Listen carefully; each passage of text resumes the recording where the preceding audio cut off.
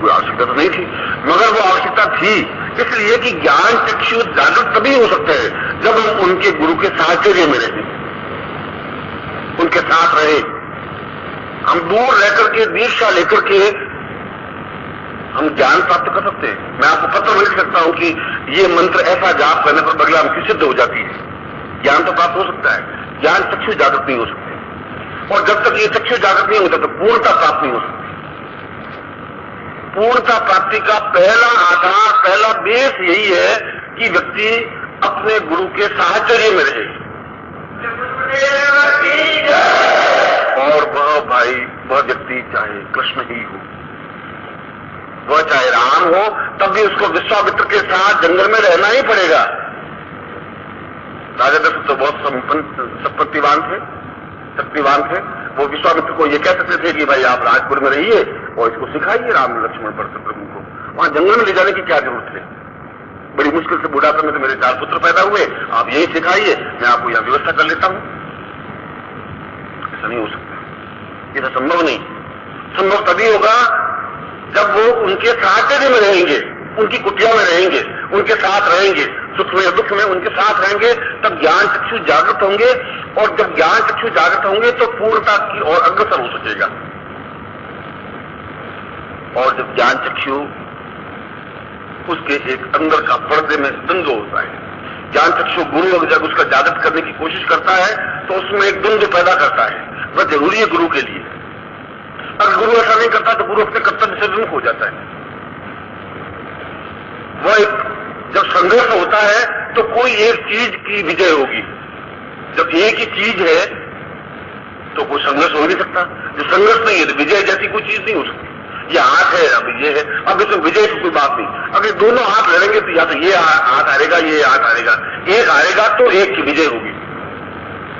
अब आप में जो अहम है, जो आप में द्वंद्व है, जो भ्रम है, जो अहम है कि मैं जानता हूं, तुम क्या जानते, मुझे सब पता है, ये सब क्या हो रहा है, लीला है, सब नाटकबाजी, मैं जानता हूं, ये जो प्रवृत्ति है और जो चरण चक्षुओं से देख करके जो निर्णय लेने की जो आपकी बात है, वे अपने आप में पूर्ण सत्य नहीं हो सकती। चरण चक्षुओं से अगर पूर्ण सत्य ही होती तो फिर झूठ शब्द बनता ही नहीं, क्योंकि फिर तुम आंखों से देखते ही।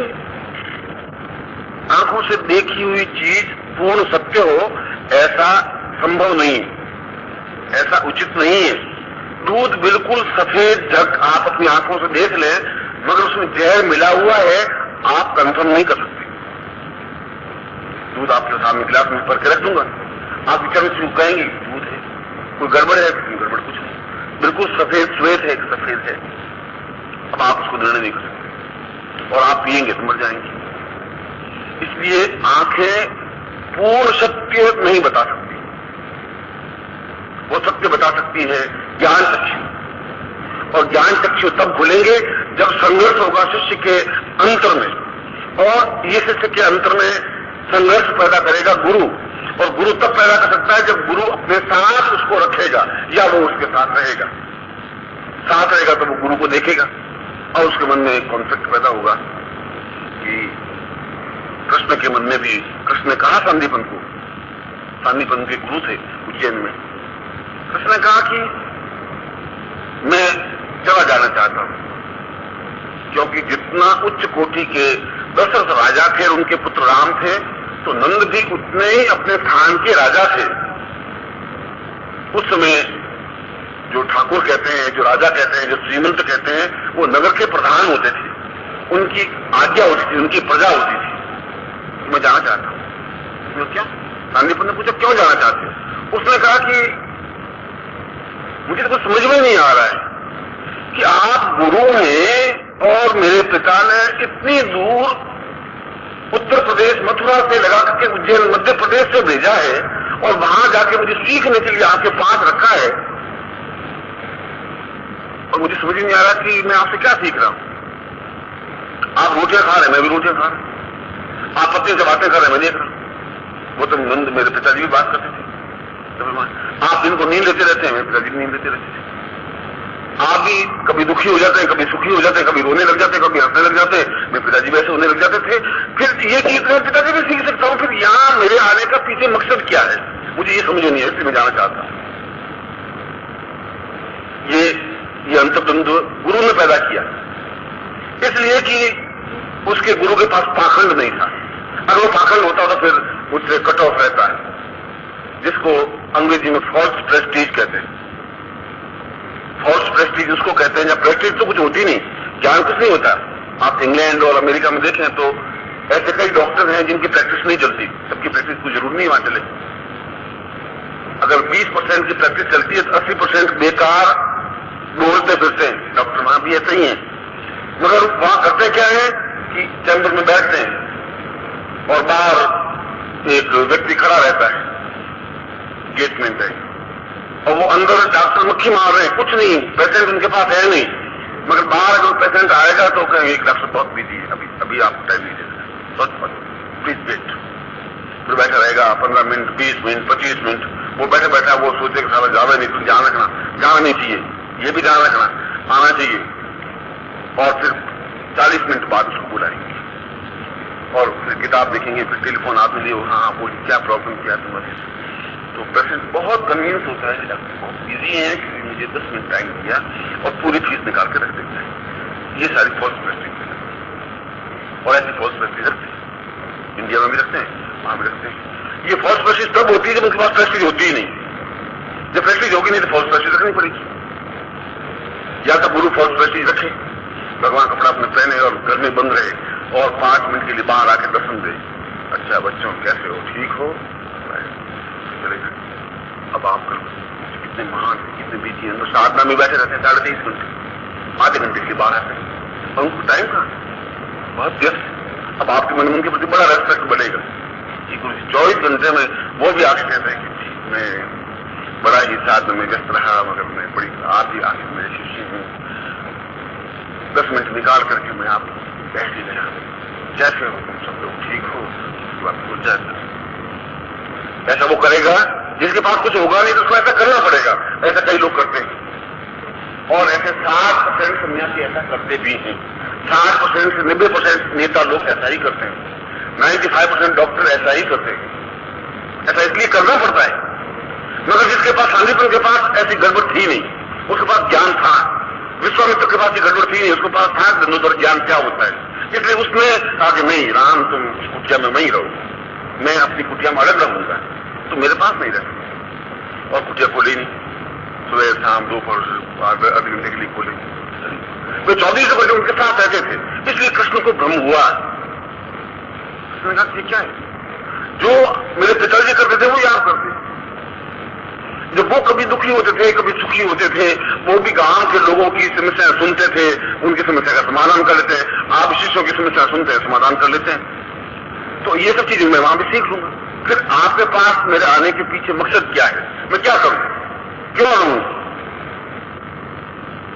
सांदीपन ने कहा कि तुम्हारे पिताजी समस्या सुलझा तो सकते हैं, पत्नी से बातें भी कर सकते हैं, मगर उनको ये ज्ञान ऐसे हुए भी, ज्ञान होते हुए भी वे अंदर के चक्षुओं को जागृत नहीं कर सकते। मैं तुम्हारे चक्षुओं को जागृत कर सकता हूं, ये अंतर है। तुम केवल ज्ञान को देख रहे हो बाहरी नेत्रों से, जो कुछ तुम देख रहे हो ये तुम बाहरी नेत्रों से देख रहे हो, और बाहरी नेत्र हमेशा संशय पैदा करते हैं, भ्रम पैदा करते हैं। वो आदमी बड़ा कंफ्यूज होता है, वो कंफ्यूज जरूरी है। अगर ये कंफ्यूज नहीं हुआ तो फिर आगे जाकर किस समस्या में ग्रस्त हो जाएगा वो। इसलिए जो कुछ धोना है उसको यही धो दिया जाए। उसके मन का संशय, भ्रम, उसका टेंस, उसके जो कुछ कुबुद्धियां, कुतर्क, जो कुछ भी है यही उसके मन में आवे। अब जितना जैसा व्यक्ति का जैसा परिवेश होगा वैसा आएगा, और उनके मन में भ्रम। श्रीमद् भागवत में एक बड़ा सा चिंतन है सांदीपन का ही। सांदीपन ने एक बार कृष्ण को शिक्षा देते हुए उनकी एक शिष्या श्यामांगी उनका नाम, और श्यामांगी के साथ गुरु जी चले। न पत्नी को कहा न शिष्यों को कहा, 150 शिष्य जाग में आई। पत्नी बड़ी चिंतित और कृष्ण भी चिंतित और सुदामा भी चिंतित और बाकी शिष्य भी चिंतित, ढूंढने गए। गुरु माता ने कहा भाई तुम ढूंढो, गुरु जी आ नहीं रहे, शाम को भी नहीं आए, कल क्या बात। अब पूरे जंगल ढूंढा, पहाड़ ढूंढे, जो जो आसपास जगह थी वो ढूंढा, बस क्षमा। अब सब शिष्यों के मन में बड़े संदेह, बहुत दर्द, कहां फर्क है, बड़ा गड़बड़ ये गुरु जी और शादीशुदा और पीछे बच्चे, बुद्धि भ्रष्ट हुई है, देखो कमाल हो। अब वो आपस में 4 शिष्य अलग बैठ के बात कर रहे हैं, 5 शिष्य अलग बैठ के बात कर रहे हैं, 3 शिष्य अलग बैठ के बात कर रहे हैं। शांतिवन ने पूछा भाई कैसे सब, तुम सब लोग ठीक हो? हाँ बोले सब ठीक। आप कहां चले गए? चला गया था, कोई जरूरी काम था, तो यहाँ जो काम यहाँ नहीं हो सकता था वो वहां हो सकता था, इसलिए वहां चला गया। गुरु जी यहाँ क्यों नहीं हो सकता था? ऐसा तो कोई बात नहीं कि तुम नहीं जानते, यहाँ नहीं हो सकता था, यहाँ तुम हो, गुरु माता है, यहाँ कैसे हो सकता था? इसलिए मैं चला गया। और जो संदेश छोटा मोटा था और पुष्ट हो गया। चलो अब बोलो, अब क्या कहना है तुम्हें? अब तो गुरु जी ने क्या किया? अब क्या कहते हैं? गुरु जी झूठ थोड़ी, अब तो पकड़े गए, अब क्या लगे बोल सकते? ये तो सीधे सीधे अब जाएंगे ना। कृष्ण गए शांतिवन की पत्नी के पास। उनको माता जी एक बात, आपको कोई तनाव नहीं हो रहा है? तुम सत्य हो? गुरु जी तो 4 दिन से आए, क्या मुझे मालूम। श्यामांगी के साथ गए, आपने पूछा नहीं, क्या पूछने की क्या जरूरत? क्या पूछा? तो गए तुम्हारे साथ जाते अगर 4 दिन तो भी कुछ पूछने की जरूरत पड़ती, और सुदामा के साथ चले जाते तो कुछ पूछने की जरूरत। जब तुम्हारे साथ 4 दिन अगर जंगल में रह जाते हैं मुझे पूछने की जरूरत नहीं पड़ती, तो श्यामांगी के साथ जाने से मुझे पूछने की जरूरत कहां पड़ गई? क्या हो गया इतना मुझे पूछने की? कहां तुम्हारे मन में कैसे प्रश्न आया? ये उन शिष्यों का एक जल चक्षुओं का चिंतन था। वो उस मां का जो उत्तर था वो उनके दिव्य चक्षुओं का चिंतन था। ये भ्रम जो है, कॉन्सेप्ट है, वो गुरु पैदा करता है, उसको करना चाहिए। क्योंकि उसको वापस उस स्टेज में जब जाना है, जब पूर्ण कुंभ बनना है, तब इन सारे संदेहों भ्रमों के ऊपर उसको बैठना पड़ेगा। और ऐसा होने पर उसको ज्ञान होता है कि ये जो कुछ देखते हैं वही सत्य नहीं है, सत्य कुछ और होता है। जो देखा जाता है वह सत्य नहीं है। क्योंकि अगर ऐसा ही होता तो फिर अगर गुरु को या अपने नेता को या अपने पिता को अगर कुछ ऐसा ही श्यामांगी को उसको ले जाना ही होता तो फिर चुपके चले जाते, एक अलग कुटिया बना लेते, झोंपड़ी बना देते। शिष्यों को कहते हैं तुम जंगल जाओ, आज जंगल में वनस्पतियां ढूंढ के लाओ, शाम को 5 बजे से पहले मत आना, अपनी माता जी को साथ लेके जाओ। ऐसा भी करोगे तुमने? ऐसा तो नहीं, क्योंकि उनके मन के जानता था कि उनके मन के ये जो संदेह हैं ये पैदा हो और ही चल जाए। और इसीलिए कभी रोते भी थे, कभी हंसते भी थे, कभी इनको नींद भी लेते थे, कभी सुखी भी हो जाते थे, कभी उदास भी हो जाते थे, कभी खेलते भी थे। ये कुल स्थितियां इसलिए बनती हैं कि वो शिष्य उनके साथ रहे और देखे, और देख करके अंदर कॉन्फ्लिक्ट हो, और वो कॉन्फ्लिक्ट में, संघर्ष में या तो उसका ज्ञान जीत जाएगा या उसके खुद के संस्कार जीत जाएंगे। क्योंकि वो संस्कार अपने माँ बाप के लेके आया, पैदा तो उसी का हुआ है। रक्त जो उसके शरीर में वो माँ बाप का रक्त है, और माँ बाप के जो गुण और अवगुण है वो उसको छोड़ नहीं सकता। अगर पिता बदमाश है तो हर बार उसके मायने में वो बदमाशी दिमाग में निकलेगी कि नहीं ये भी बदमाश है, ये श्रीवास्तव भी बदमाश है, ये भी बदमाश है, ये भले कुछ भी कहे साला है बदमाश। अगर उसके रक्त में कहीं चोरी की बात है, अगर उसने पिता में चोरी करने की आदत है और वो चोरी चीज बेचने में, चीज लेने में, रिश्वत लेने में, कहीं पर भी चोरी तो कुछ भी हो सकती है, और उसको वो चोरी ठीक है वो पीका पीपा लेने गए हैं, 340 पे बताया, पर 6 रुपये खाएगा, ये मैं तुझे बता दूं। पर अपन को क्या करना बोल के, जब गुरु जी नहीं बोले तो अपन क्यों बोले? अब जान मैं जानता सब हूं, ये जो जानता हूं सब हूं, वो बाप के संस्कार आएंगे। अरे भाई तू वो गुरु जी को चिंता नहीं है, भाई 324 में लाया, 332 में लाया, तुम ऐसी कौन सी पंचायती क्यों करो? मगर वो करेगा, वो इसलिए करेगा कि वो उस वातावरण में रह रहा है, मगर वो खून उसको बार बार उसको धक्के दे रहा है कि नहीं। मैं जो कह रहा हूं बिल्कुल सही है।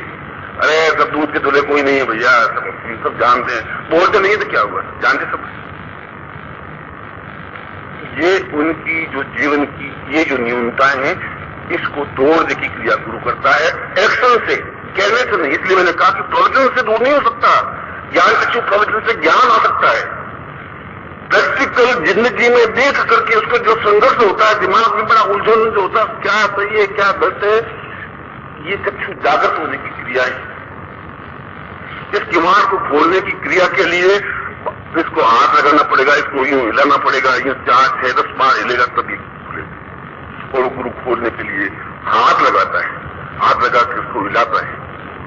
और जंग लगा हुआ किवाड़ है तो बहुत जोर से धक्का भी देना पड़ेगा। अगर जंग नहीं लगा तो जल्दी खुल जाएगा, मगर अगर जंग लग गया है कि कई कई पीढ़ियों का जंग है तो उसको बड़ा जोर से धक्का देना पड़ेगा, तब जाकर वो कुमार खुलेंगे। जिस दिन कुमार खुल जाएंगे उस दिन उसकी ज्ञान चक्षु जागृत हो जाएगी। तब तो समझेगा कि ये जो देख रहा हूं वही सब सत्य नहीं है, सत्य कुछ और है, ये दिखाई कुछ और दे रहा है। इसीलिए जो कुछ दिखाई दे रहा है वो माया है, जो नहीं दिखाई दे रहा है तो सही है वह ब्रह्म है। ये ब्रह्म और माया का अंतर है। जो कुछ हम देख रहे हैं वह सब ब्रह्म है, वह सही नहीं हो सकता, उसमें 80% सही नहीं है, 90% सही नहीं है, मगर हमारे संस्कार उसको सही मान लेते हैं। हमारे संस्कार कहते हैं कि नहीं ये चोरी की है, मैं जानता हूं। हमारे संस्कार कहते हैं कि ये बदमाश है ही, ये साधु भगवे कपड़े पहने और सारा पाखंडी है ही। तुमने जब देखा ही नहीं तो जिंदगी में एक क्षण के लिए तो देखा, उसके बाद में और तुमने एकदम से फतवा दे दिया कि पाखंड है। या तो तुम उसके साथ 2 घंटे रहिए, 4 घंटे रहिए, कंफर्म करिए, तब तो कुछ बात हुई। आधे सेकंड आपने जवाब दे दिया। इतनी महान ज्ञान तो आपके पास है, मगर आपके पास वो संस्कारगत ज्ञान। इसीलिए ये जो ज्ञान चक्षु जागृत होते हैं तब आदमी को एक बहुत सुकून सा मिलता है, एहसास होता है, उसको लगता है कि ये सही है। ये दुनिया उसको फिर अजीब तरह के, विचित्र तरह के दृश्य दिखाई देते हैं जो कभी जिंदगी में देखे नहीं। मैं बैठा हूं शोर में, ये हिमालय की दिक्कतें, ये सब दृश्य उस समय दिखाई देंगे जब से ज्ञान जागृत हो और उस ज्ञान चक्षु जागृत होने के क्रिया का अगला पड़ाव जब ये सब कुछ दृश्य उसको दिखाई दे, उसको जेल भी दिखाई दे सकती है। अगर पूरी जो मैं जेल गया वो हथकड़ी अपनी हुई तो वो भी उसकी मैंने जिंदगी में कभी हथकड़ी जैसी बात नहीं है। सर बार बार मैं आंख बंद करता हूँ, हथकड़ी क्यों दिखाई देती है, क्या है, वो किसी को लठ मार रहा है, किसी का खून बह रहा है, ये भी तक दिखाई दे सकते, कोई जरूर नहीं हिमालय दिखाई देती। मगर उसको कई दृश्य अगर उसको खून और लठ मारने दिखाई देता तो वो गुरु के पास नहीं आता कम से कम, क्योंकि ये पिछले संस्कार उसको खींच करके लाते हैं। अगर आप मेरे पास आए हैं तो पिछले संस्कारों की वजह से आए हैं। आप पिछले संस्कार कहें कि आपके मेरे जुड़े हुए, नहीं तो फिर आप किसी शराबी के पास उसके दोस्ती में वहां रहते, मेरे पास कम से कम नहीं आते। आते भी तो 2-4 दिन बाद भाग जाते, किसी शराबी, किसी कबाबी के पास, किसी बदमाश के पास, किसी रंगीबाज के पास। उनके पास रहने में आपको ज्यादा सुख मिलता है, ज्यादा सुकून मिलता है। अनसेटिस्फैक्शन हो सकता है, सेटिस्फैक्शन वो तो बाहरी सुख है। मैंने कहा कि आपको अगर हलवा नहीं मिले तो अनसेटिस्फैक्शन हो गया कि मिला ही नहीं कुछ। 21 तारीख की गई, 10 बज के 11 बजे गुरु जी ने अभी कुछ कहा, अरे भाई कुछ कहा ना गुरु जी ने, आज तो कुछ नहीं। गुरु जी की याद तो दिलो, तरीकत करो भाई, अब ऐसा क्या करें। गुरु जी तो 12 बजे आगे क्या हुआ है, गुरु जी तो पहले कुछ नहीं। ये स्थितियां ये जब स्थिति आगे बनती है और वो जब ज्ञान नेत्र जब आगे खुलते हैं तब आगे जाकर के उसके आत्मचक्षु होते हैं और आत्मचक्षु से वो जीवन में जब जहां चाहे तब वहां जाके वो चीज देख सकता है अपने सूक्ष्म प्राणों के माध्यम से। आप इस जनवरी के अंक को पढ़े, रूस और अमेरिका में जो प्रयोग हो रहे हैं वे सूक्ष्म प्राणों के माध्यम से विविध तरह की दृश्यों को देखने की क्रिया और एक्शन लेने की क्रिया। संसार हम तंत्र के नाम से, हम साधना के नाम से, हम मंत्र के नाम से घबरा रहे हैं। और आपको मेरी सलाह है कि एक बार इन सब लेखों को पढ़े, जनवरी के विशेषांक, तब आपको मालूम पड़ेगा कि संसार में कितनी तेजी से काम हो रहा है। और वही स्थिति आगे जाकर के पूर्ण आत्मचक्षु को जागृत करती है। इसको परमहंस कहते हैं। परमहंस व्यक्ति भी ऐसा ही होता है। उसकी आंखें होती है, दुबला पतला शरीर होता है, चुटियां होती हैं, एक कुर्ताड़ी कुर्ती पहनी हुई होती है, उनमें कोई एबनॉर्मलिटी नहीं होती कि इतना बड़ा शरीर और इतना बड़ा बीए पास में भी मेरा ललाट इतना ही होगा, और मैं एमए कर लूंगा तो ललाट में इतना ही होगा। एमए करने से ये ललाट में कोई इतना बड़ा ललाट नहीं हो सकता, और अगर मैं फिर डॉक्टरेट कर लूं तो फिर ललाट इतना बड़ा नहीं हो सकता। मनुष्य की आकृति उतनी ही रहेगी, वह चाहे सामान्य व्यक्तित्व हो और चाहे परमहंस बन जाए, आम आदमी की तरह ही दिखेगा। उसको पहचानने की क्रिया के लिए ज्ञान चक्षु और आत्मचक्षु होने जरूरी है। आम आदमी तो वैसे दिखे करे सारा हम समझते। इस प्रकार की देखने की क्रिया जिस दिन प्राप्त हो जाती है, उस व्यक्तित्व को परमहंस या कुंभ शब्द से संबोधित किया जाता है। यदि आपने विश्वामित्र कहा कुंभेन विश्वामित्र है, उसका कुंभ शब्द लगाते हैं। जहां वेद व्यास ने कृष्ण को संबोधित किया है, कुंभोंति कृष्ण आगच्छ आगच्छ, आप तो कुंभ हैं, पूर्ण हैं, आइए आप मेरे पास बैठिए। कुंभ शब्द ही अपने आप पूर्णता का परिचय है, और ये कुंभ पूर्णता का परिचय है कि पूरा भारतवर्ष एक जगह पर है। ये इसका अर्थ है। यह अर्थ है कि पूरा ज्ञान एक जगह पर एकत्र है, पूरी साधना एक जगह पर एकत्र है। इसीलिए इसको पूर्ण कुंभ शब्द की संज्ञा दी गई है, क्योंकि सब कुछ एक स्थान पर एकत्र होने की क्रिया को कुंभ कहते हैं। ज्ञान, चिंतन, धारणा, ध्यान, समाधि, पूर्णता। और जो व्यक्ति जितनी जब कोई देखे, देखने के बाद तुरंत अपने आप को अटके कि इसका ये नहीं, ये भी तो हो सकता है, क्योंकि मैं तो चर्मचक्षु से समझ रहा हूं, और चर्मचक्षु से मेरे माँ बाप के जो विकार, उनके गुण और जो अवगुण मेरे खून में प्रवृत्त है, वो मुझे बार बार ये करेगा नहीं ये है। वास्तविक सत्य नहीं हो सकते, क्योंकि उनका साधनात्मक धरातल इतना ऊंचा नहीं था, इतना धरातल ऊंचा नहीं था, इसलिए वो उस ऊंचे स्तर का खून, अगर उनके खून में बहुत उच्च कोटि का ज्ञान होगा तो ज्ञान आएगा, बहुत उच्च कोटि का चिंतन होगा, चिंतन आएगा, सामान्य जनता होगी तो सामान्य चिंतन आएगा। जो कुछ भी हम जीवन में आम आदमी की दृष्टि में, आपकी दृष्टि में अंतर होना चाहिए। आम आदमी देखता है, जो कुछ देखता है वैसा ही समझता है। आपके देखने में, उसके देखने में अंतर होना चाहिए। आम आदमी की श्रद्धा में, आपकी श्रद्धा में अंतर होना चाहिए। आम आदमी जो गुरु को देखता है उसमें, और आप जो गुरु को देखते हैं उसमें अंतर होना चाहिए। अगर वो अंतर नहीं है तो फिर आप में और जबलपुर में बैठा हुआ किसान लाल में क्या अंतर है? फिर वो जबलपुर में बैठा हुआ आराम से बैठा, फिर यहां बैठे से क्या फायदा हुआ? फिर ये साथ देने का अर्थ क्या हुआ?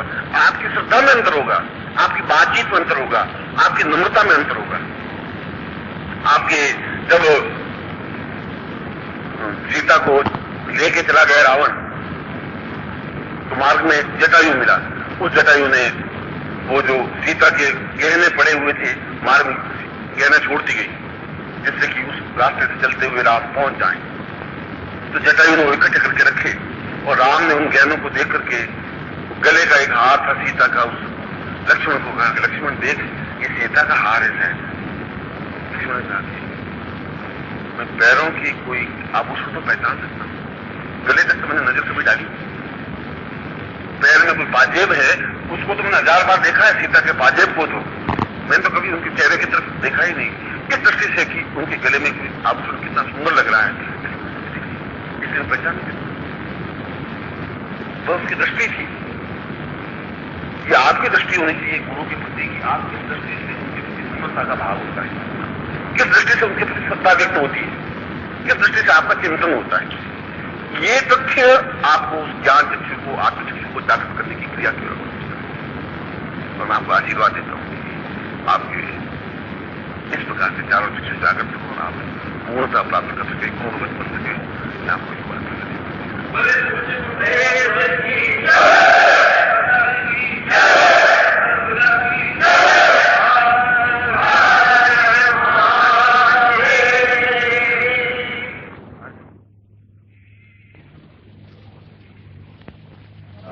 गुरुदेवन कागे नारायण गुरु कृपा करो करो तुम्हारी सेवा। नमस्कार गुरु को करूं धर चरणन में शीश, ज्ञान दान बुद्धि विमल करहु कृपा बख्शीश।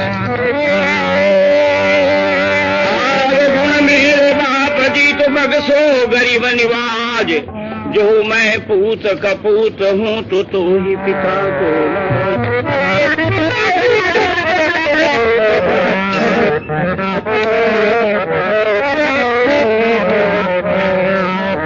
धन धन है तेरी कारीगरी करता से।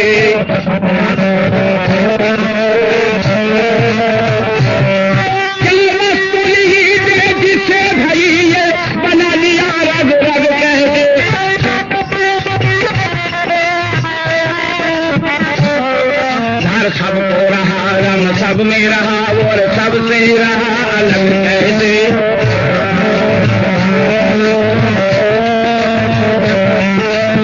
काशी का बेमेना पता फिर पावे पता हम यहाँ कैसे।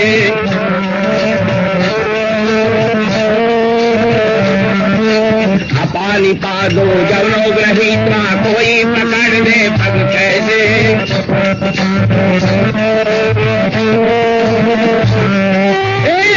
ज्योति अपार लीला न पाया काली गली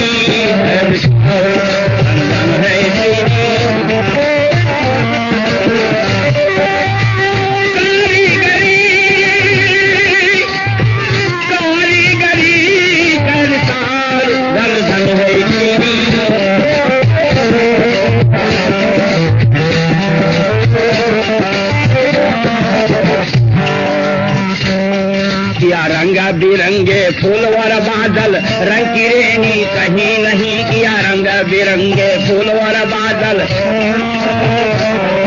किया। सूरज जैसे चमकते पदार्थ चमक निराली कहीं नहीं।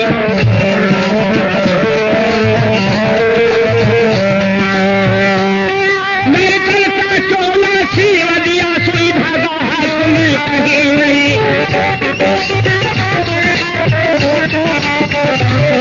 पासे पासे की कतरन न्यारी तेरे हाथ कतरनी कहीं नहीं। पासे पासे की कतरन न्यारी तेरे बरफे जाबा भर दे जल जंगल या आकाश में सागर कहीं नहीं। दे भोजन की दे जल को तेरे लगे भंडारे कहीं नहीं। दे भोजन की दे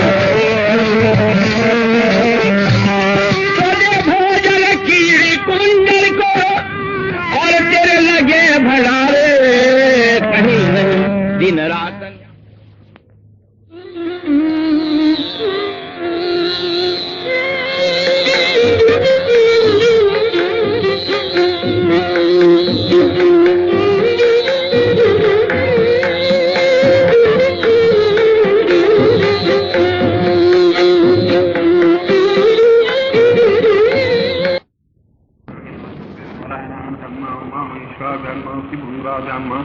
माता पिता जनकम देव इष्ट देवता कुल देवता ग्राम देवता स्थान देवता वास्तु देवता वाणी कृपाभ्यान्मा त्रिपुराभ्यान्मा सर्वेभ्यो देवेभ्यो सर्वेभ्यो ब्राह्मणेभ्यो नमो नमः। सुमुखस्ते गदन्तस्य कपिलो वैकर्णकालम्बोदरस्य विनाशो विनायक धूम्रकेतुगुणालक्ष्यो भालचन्द्रो द्वादशैतानि नामानि अभ्रेष्मादपि विद्यान्देवाय च प्रवेशे दुर्गमेधा संग्रामे संघटे जैवाविनस्य जायते। शुक्लां भद्रं देवं श्रीवर्णं शिवजं सुन्दवत्नं ध्याये शर्विनो शान्ते रावत्ते साञ्जयस्ते साङ्गस्ते साङ्पराजय। येषामिन्देवस्यामोहरस्थोऽभिधार्ना अभीष्टदार्थसिद्ध्यर्थं पूजितोऽयं सुरासुरै सर्वाधिनाथ तस्मै गणाधिपति नमः। सर्वमंगलमांगल्ये शिवे सर्वार्थसाधिके शरण्ये त्र्यंबके गौरी नारायणी नमोस्ते।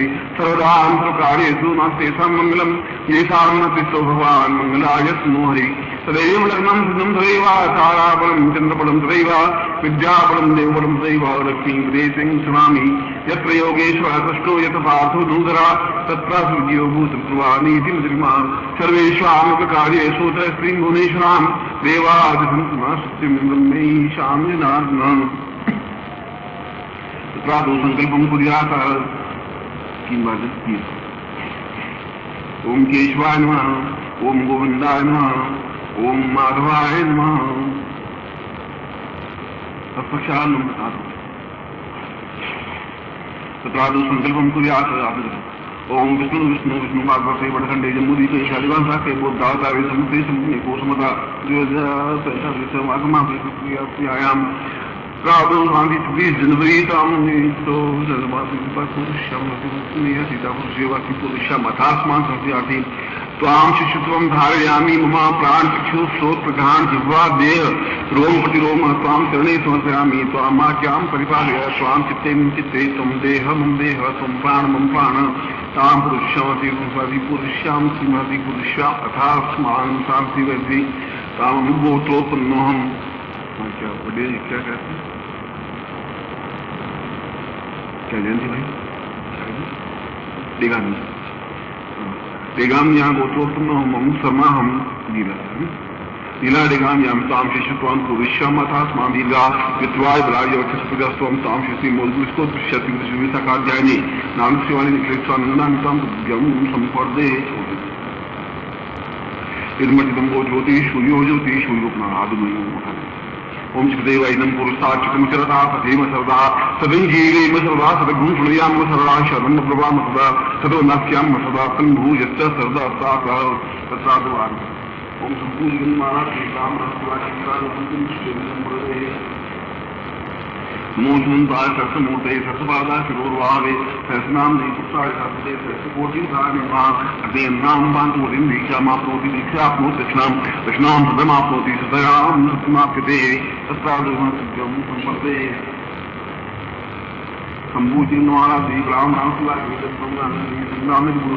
पुण्यावाजमेवं रामश्वरीरेन्द्रो गां कुर्यात् क्षत्रिय वैश्यो अवनिकथा जानुमण्डल कमला मुकुल समुनिमन्सिकां धारिष्णुपण्वाप्सोणपूर्णकल्पनात्वा दीर्घानागान्देवन्नां पान्तु मङ्गलं जास्तु पुष्पाणि पान्तु तुलसीर्वस्तु क्षणां पान्तु आयुषमस्तु ताम्बूलानि पान्तु वैष्णवस्तु क्षणां पान्तु आरोग्यमस्तु दीर्घायुः श्रेयः शान्ति तुष्टिः सुष्ठिरितास्तु।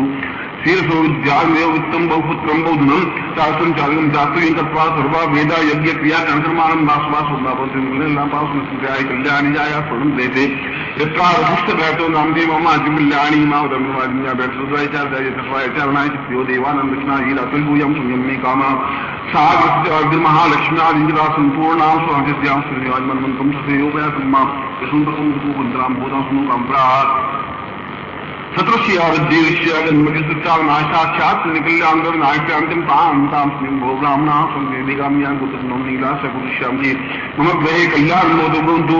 ओम कल्याणम् ओम कल्याणम् ओम कल्याणमोद्यामस्तु श्रीनिवाजमन्त्रं ससेयोपयातन्मा यशोन्तकं गोपवन्तरां भूतां सुनोकाम्प्राः सत्रस्यावृद्धिविषयागन्मतिसृष्टावनाशाक्षात् निकल्यान्तर्नायक्यांतिं तां भोगां युक्तवाय बलाय विदुष्टवाय सहस्रामतो जीवसर्वदासतम्मा द्यौः शांतिरंतरिक्षं शांति श्री शांतिराव शांतिरोदया शांति मुक्तया सामदृश्ये वेदा शांति शांति शतगुण शांति शांतिशांतव्यं सम्पदे मूर्ति मंत्रा साधपरा सन्तु पूर्णां सुन्दरदासो मित्राणां दिवस्वा ऋग्वेदो ऋग्वेदा सामवेदोयः ब्रह्मवाक्य शांतिं शांतिं दत्त्वा अष्टामि प्रसिद्धन्तिं गणवीन्द्रा चत्वारो त्रैलक्ष्मी आयुर्बुद्धिं यशोबलं शिवोत्तमा स्मृतिं मादप्रमाणं महिले ध्यानं वस्तुप्रलादं संवत्सरं दीर्घमायुर्मान् भगवान् भवः। ओम यदा वनंदाक्षायणारण्यकुंसदेवी कुंदे दीर्घमायुः समनुक्षेको कुंदिं दीर्घमायुः उच्चादि दक्षिणावन्तो सूर्ये सदा सहते सूर्येण ऋण्यतां कुंभं देवासुदा समुद्रगन्तु आयुः तत्रादो प्रसस्ताब्रह्म ओम तत्सत्यां एविकसंतेर्विश्वासः मूले तस्यस्तु ब्रह्मामद्रीमन्मासः उक्षोतु सागरासनैः सत्तीकावसुरा ऋग्वेदो ऋग्वेदः सामवेदः ब्रह्म वाक्यतांतिम हमिति वाक्यतां सुस्तुतिम गणतीरा चत्वारोवर्ती लक्ष्मी आयुर्नित्वादो गुरुं प्राप्येत आदि। ओम गुरु ब्रह्मा गुरु विष्णु गुरुदेवो महेश्वरा गुरु साक्षात् ब्रह्मा तस्मै श्री गुरु चरणकमले नमः। ध्यान मूलम गुरु मूर्ति पूजा मूलम गुरुपदम मंत्र मूलम गुरु वाक्य मोक्ष मूलम गुरु कृपा मूकं करोति वाचालं भंगूलं वेदे गिरं यत्कृपातं वन्दे परमानंद मातरं गुरुचरणेभ्यो संस्यामि त्वां गुरुतुभै प्रणतं परारं पादो वदामि प्रणतं वसाम्यं सिन्धोवतां पूर्वमदैव तुल्यं ज्ञानस्वरूपं गुरुवै नमामि।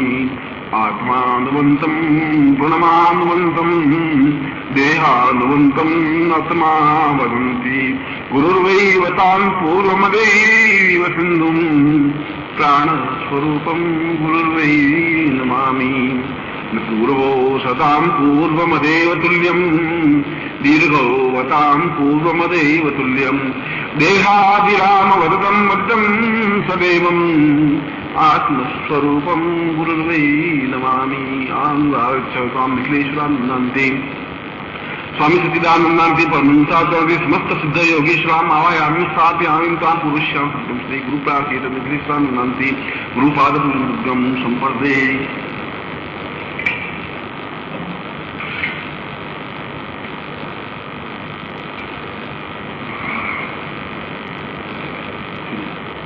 ओम वरुष्योदम मनमधे वारुणसुदम वदनीय सो वरुष्यार्धसन्नति वरुष्या एतसद्नमासि वरुष्या एतसद्नमासि इदावदिगतं देवं दुजसत्राजं पंचामदेवी स्नानार्थं पन्निद्यसस्ति विष्णुतसा सरस्वती पंचधा भूरेति रोदसा पंचमस्नानं समस्यामि मां कुंकुमविलेप्य नमोऽनन्दाय सहस्रमूर्तये सहस्रपादाक्षरोर्वावे सप्नाम्ने सहस्रहस्ते सहस्रकोटिनां संकीर्णं संज्ञाना अक्षमं संस्कृत्यं स्मृतिमास्ति तेन कुर्यात्।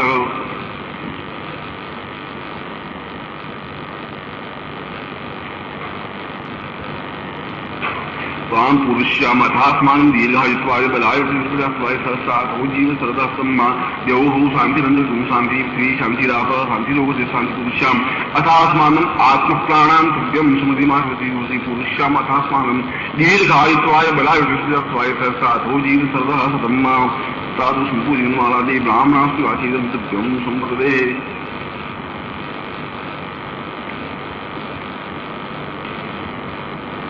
तथा दो प्राणस्वरूप मां पुरुष्याम अथात्मं दीर्घायुत्वाय बलाय सहस्रात् जीव सरदा सम्मा दीर्घायाम् आत्मानं प्रथमां वा पुरुष्यां शरीरति प्राणस्वरूपं शास्त्रवादी सिद्धात्मोऽयं वा पूर्वाशास्त्रविलान्ताय कल्याणाय स्वयं देते पुरुष्यां दीर्घायुत्वाय अथात्मानं दीर्घायुत्वं पूर्वश्याम अथात्मानं दीर्घा कल्याणाय कल्याणाय स्वयं ममाचि कल्याण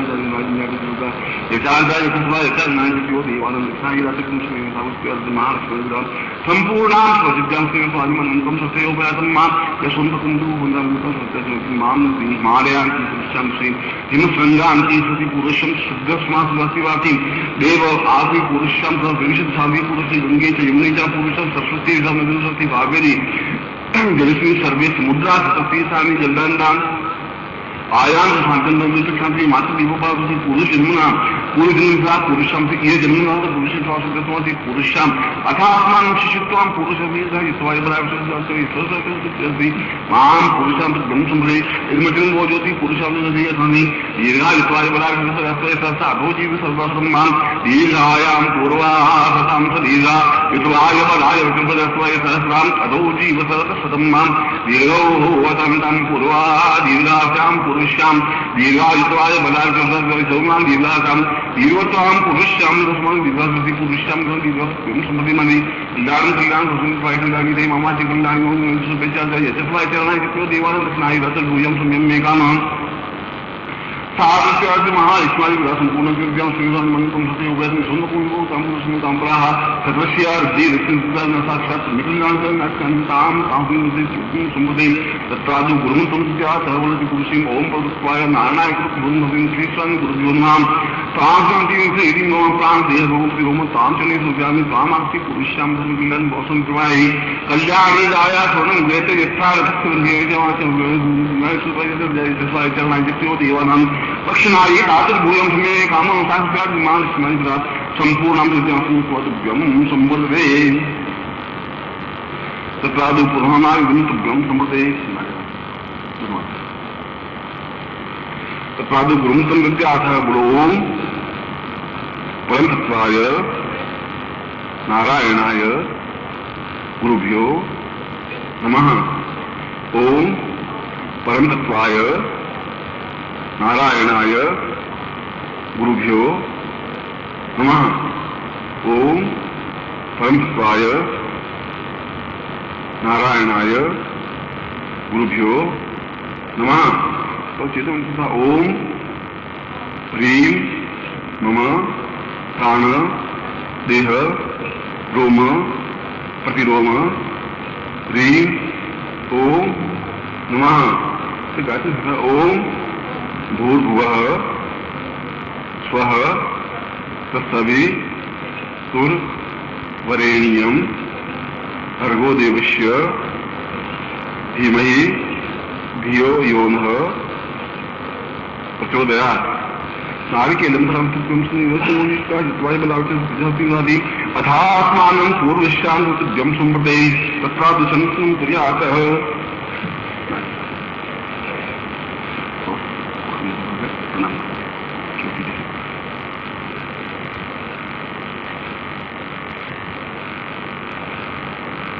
मूर्छन्ता शस्त्रमूर्ते शस्त्रकार वैष्णोर्भावे शस्नाम्ने पुरुषा यथास्पति सहस्रकोटि भागमति बटिं दीक्षामाप्नोति दीक्षाप्तो दक्षिणां दक्षिणां सुखमाप्नोति सदयां शक्तिमाप्यते।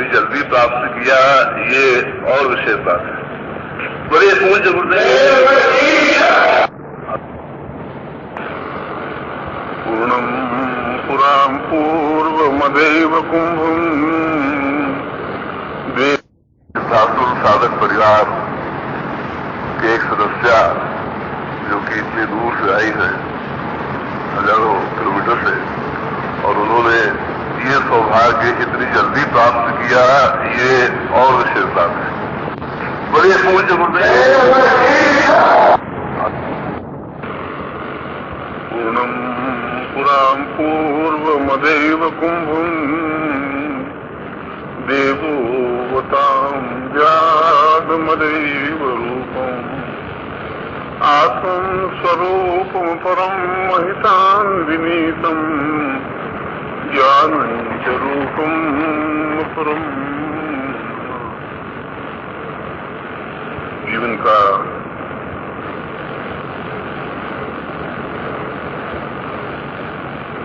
सबसे बड़ा महत्वपूर्ण कार्य जन्म लेना नहीं होता, और जीवन का श्रेष्ठतम कार्य संसार में रह करके और अपने कार्यों को पूर्णता देना भी नहीं होता। और जीवन का श्रेष्ठतम कार्य अपने परिवार या समाज का पालन पोषण करते हुए जीवन की अंतिम स्थिति वृद्धावस्था को प्राप्त करना भी नहीं होता। ये सब तो स्वाभाविक और नैसर्गिक कार्य है, क्योंकि कार्य दो प्रकार के होते हैं।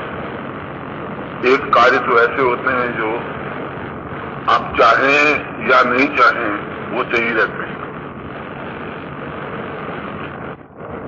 आप आज 20 साल के हैं, चाहें या नहीं चाहें 27 साल के हो ही जाएंगे, 28 साल के हो जाएंगे, 30 साल के हो जाएंगे। नहीं चाहते हुए भी बचपन यौवनावस्था में बदल जाएगा, और लाख प्रयत्न करने के बावजूद भी यौवनावस्था वृद्धावस्था में रूपांतरित हो जाएगी। ये जीवन के कोई महत्वपूर्ण कार्य नहीं है।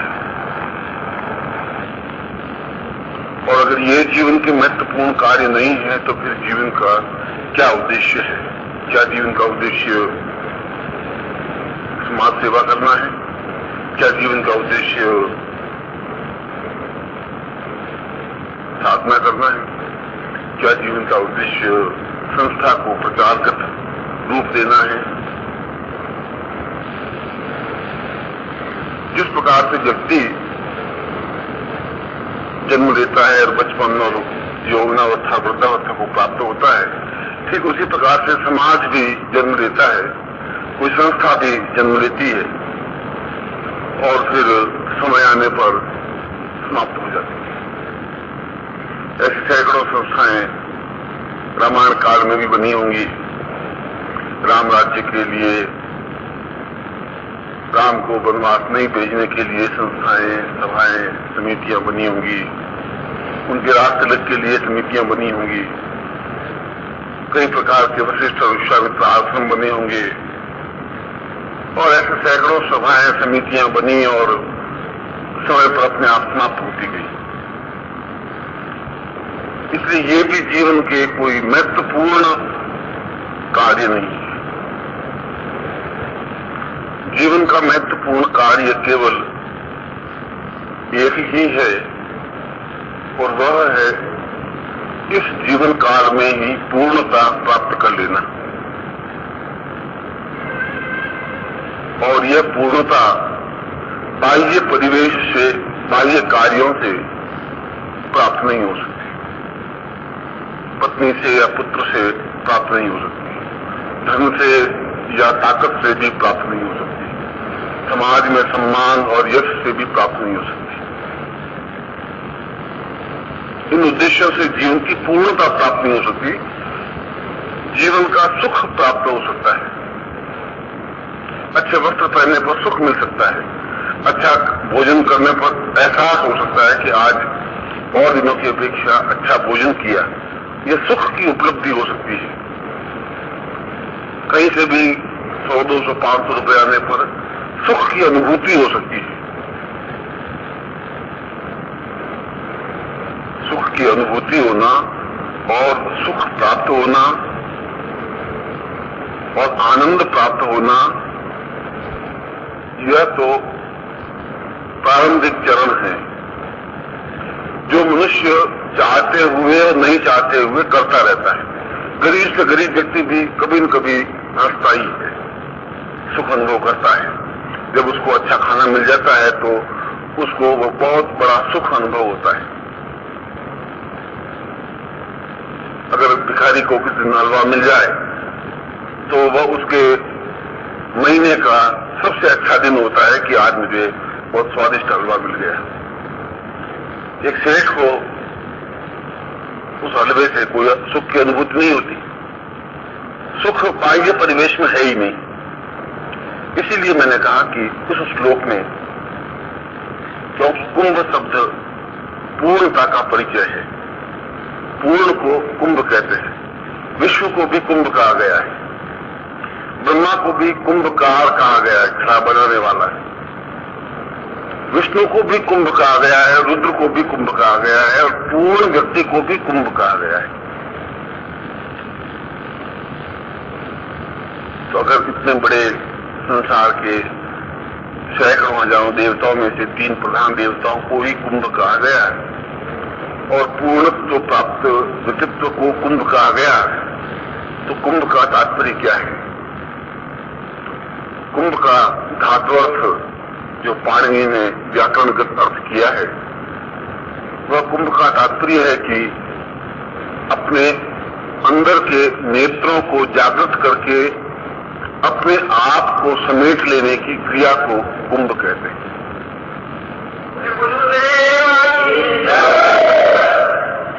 और यहां पर उस शब्द में मैं सोचता हूं कि पूरा अर्थ निहित है।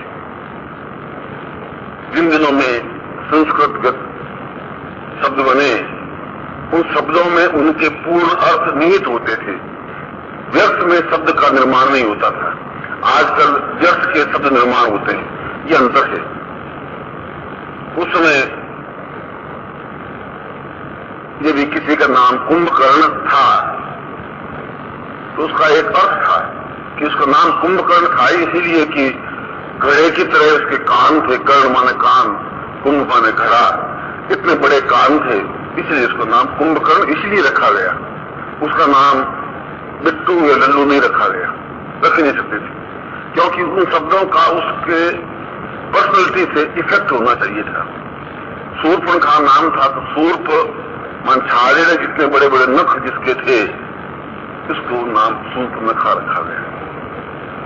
तो चाहे वो कृष्ण नाम हो, चाहे बलभद्र नाम हो, चाहे यशोदा नाम हो, चाहे देवकी नाम हो, चाहे वासुदेव नाम हो, चाहे राम नाम हो, उन सब के पीछे उनके व्याकरणगत अर्थों और चरित्रगत अर्थों को लेकर के ही शब्दों की निरुपत्ति और व्युत्पत्ति होती थी।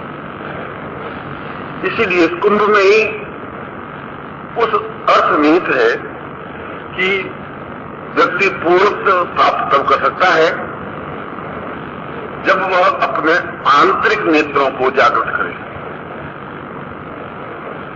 क्योंकि व्यक्ति जो कुछ ये सुख जो देखता है वह तो बाहरी नेत्रों से देखता है। बाहरी नेत्रों से वो देखता है कि ये पेड़ बहुत अच्छा है, ये पुरुष बहुत सुंदर है, ये स्त्री बहुत सुंदर है, ये खाना बहुत सुंदर बना है, अच्छा बना है। ये बाहरी नेत्रों से वह सब कुछ देख करके उसकी अनुभूति करता है। इसलिए बाहरी चीजों से जो कुछ देखा जाता है वो बाह्य परिवेश है, आंतरिक परिवेश नहीं बन सकता। और इसीलिए इस कुंभ शब्द का तात्पर्य उस श्लोक में बताया गया है कि जब हम आंतरिक नेत्रों को हम जागृत करें, और आंतरिक नेत्र, क्योंकि जब यशोदा ने पूछा कि विश्व क्या है, या जब अर्जुन ने गीता में पूछा कृष्ण को कि ब्रह्मांड क्या है, तो कृष्ण ने अपना मुंह खोल करके उस पूरे ब्रह्मांड को उसमें दिग्दर्शन करा दिया। और वह ब्रह्मांड अगर कृष्ण के मुंह में है तो वो ब्रह्मांड आपके मुंह में भी है। वह केवल कृष्ण के मुंह में ही हो ऐसा तो कोई विशेष बात नहीं थी।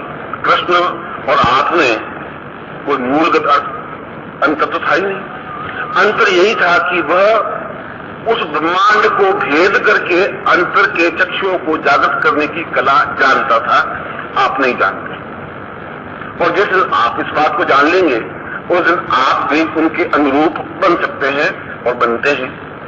कृष्ण बनना या राम बनना या बुद्ध बनना या महावीर बनना कोई बहुत अजूबा नहीं है और यह कोई अंतिम तथ्य नहीं है। आदमी बन सकता है और वह तब बन सकता है जब अपने आत्मलोचन, क्योंकि नेत्र 3 प्रकार के होते हैं, चर्म चक्षु, आत्मचक्षु और ज्ञान चक्षु, और चौथा होता है दिव्य चक्षु। हमें केवल अपने चर्म चक्षुओं का ही ज्ञान है। चर्म चक्षुओं के बाद एक ज्ञान चक्षु होते हैं, चक्षु माने आंखें।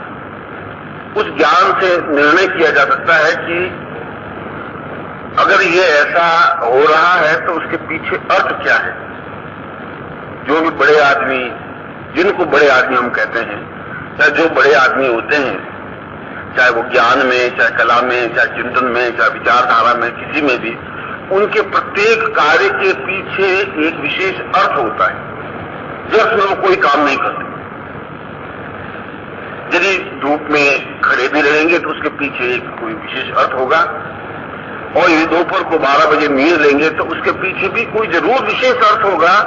वो विशेष अर्थ तब मालूम पड़ सकता है जब आपके पास ज्ञान चक्षु हो। इन चक्षुओं से आप नहीं देख सकते। इन चक्षुओं से तो आप ये देखेंगे कि ये दिन को 12 बजे सो रहा है, और इन चक्षुओं की भाषा को समझेंगे तो ये कहेंगे कि 12 बजे जो दिन को सोता है वो आलसी होता है, वो सोता है, इसलिए आलसी है, इसलिए सो रहा है।